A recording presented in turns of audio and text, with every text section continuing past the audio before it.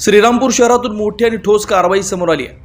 9 वर्षाच्या पार्श्वभूमीवर श्रीरामपूर शहर पोलिसांनी अवैध गावठी हातभट्टी दारू विक्री करणाऱ्यांवर मोठा छापा टाकत 1,89,380 रुपयांचा मुद्देमाल जागीच नष्ट केला।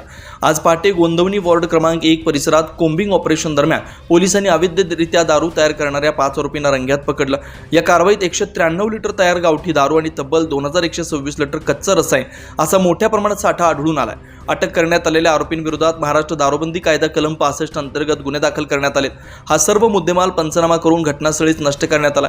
पोलीस प्रशासनाकडून स्पष्ट इशारा देण्यात आलाय की दारू पिऊन वाहन चालवणं किंवा सार्वजनिक ठिकाणी बेशिस्त वर्तन करणाऱ्यांवर कोणतीही तडजोड न करता कठोर कारवाई केली जाईल। ही कारवाई पोलीस अधीक्षक सोमनाथ गारगे, अप्पर पोलीस अधीक्षक सोमनाथ वाकचौरे, उपविभागीय पोलीस अधिकारी जयदत्त भवर यांच्या मार्गदर्शनाखाली पोलीस निरीक्षक नितीन देशमुख यांच्या नेतृत्वाखाली पार पडली।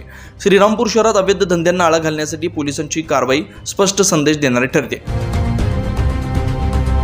24 लाईव्ह महाराष्ट्र न्यूजसाठी मोसीम सय्यद, श्रीरामपूर।